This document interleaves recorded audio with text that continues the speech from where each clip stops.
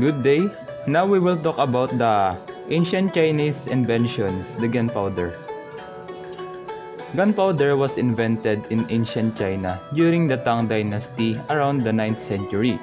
Although the inventor remains unknown, it was initially created by Chinese alchemists searching for an elixir of immortality. The purpose of gunpowder evolved from its use in fireworks and medicine to a revolutionary weapon. Its impact on society was profound, transforming warfare and military strategies. Gunpowder Gunpowder allowed for the development of cannons, rockets, and other projectile weapons, breaking down traditional fortifications and shifting the balance of power. This invention influenced social, economic, and political structures, emphasizing the importance of engineering and technology while shaping geopolitics and facilitating culture exchange. Good day everyone, I am John Albert Mendoza from BL11. So for now, let's talk about one of those invented during the ancient China, and here are compass. So in ancient China, one of the invention during that time was the compass. Although the inventor remains unknown, but the compass was invented by Chinese between the 2nd century BC and 4th century AD. As you can see in my drawing, it shows a spoon-shaped compass made of lodestone or magnetite ore, referred to as a south pointer. The spoon-shaped instrument was placed on a cast bronze plate called a heaven plate or diviner's board that had the 8 trigrams. The spoon-shaped instrument was placed on a cast bronze plate called a heaven plate or diviner's board that had the 8 trigrams of the I Ching, as well as the 24 directions based on the constellations and the 28 lunar mansions based on the constellations dividing the equator. Often, the Big Dipper, Great Bear, was drawn within the center disk. The square symbolized Earth and the circular disk symbolized heaven. A compass was first used in Feng Shui, the layout of buildings, by 1000 AD. Navigational compasses were commonly used on Chinese ships, enabling them to navigate. Its primary use was that of geomancy or prognostication to determine the best location and time for such things as burials. In a culture that placed extreme importance on reverence for ancestors, this remained an important tool well into the 19th century.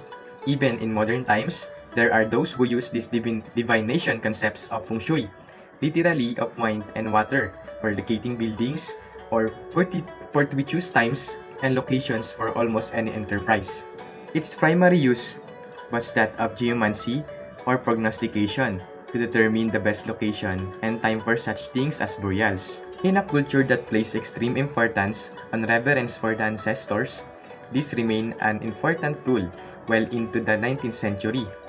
Even in modern times, there are those who use these divinations concepts of feng shui, literally of wind and water, for locating buildings or fortuitous times and locations for almost any enterprise. In a culture that placed extreme importance on reverence for ancestors, this remained an important tool well into the 19th century. Even in the modern times, there are those who use these divination concepts of feng shui, literally of wind and water, for locating buildings or fortuitous times and locations for almost any enterprise. I hope you learned something from our discussion. Thank you. Good day everyone. Today we will talk about ancient China inventions, porcelain. Pottery first appeared in the Shang Dynasty 1600 to 1046 BCE. It's the primary foundation of porcelain craftsmanship. The porcelain production was started from the Han Dynasty 206 BC to 220 AD. Its production continued to be an important national art all the way up until the Qing Dynasty 1644 to 1912, the last imperial Chinese dynasty. What is porcelain made of? The porcelain developed in China consists of well-fortified ceramic. This ceramic is usually composed of a type of clay called kaolin. It can include ingredients such as glass, bone, ash, quartz, and alabaster.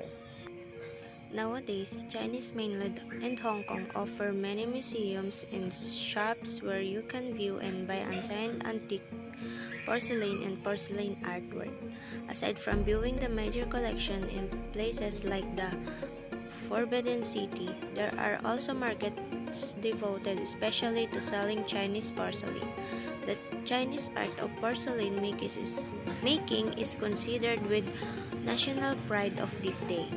In Western nations, the materials is often referred to simply as China due to its close connection to those who invented it. Good day everyone, I'm Ronel Tomenyo Miguel and let's talk about ancient China inventions. Umbrella, 1,700 years ago. Umbrella invention can be traced back to 3,500 years ago in China. According to legend, the first umbrella was invented by Lu Ban, a Chinese carpenter and inventor, also known as father of carpentry in Chinese history because of his creations. Inspired by children's using lotus leaves as rain shelters, he designed an umbrella with a flexible framework wrapped in cloth. The purpose of this invention is to be protected from the rain. It has a great effect on people because they can go where they want to go without getting wet in the rain. And that's all. Thank you guys for listening. Good day everyone, I am Daniela Fidium Coro and I'm going to explain one of the invention in ancient Chinese period, which is the water-driven spherical birds or eye view map of the heavens. It is the first mechanical clock that was made in ancient China in 725 AD by the Buddhist mathematician and monk Yi Xing as an astronomy tool that also functioned as a clock. This is presumably intended to help people plan their days and increase their productivity. The invention of the mechanical clock marked a significant milestone in history as it was the first device to accurately measure time. Prior to this, people relied on the sun and stars for timekeeping, which was not always accurate. The mechanical clock's impact extended to various aspects of life, such as scheduling, scientific experiments, and organizing events. Its invention has significantly influenced history and the way we measure time.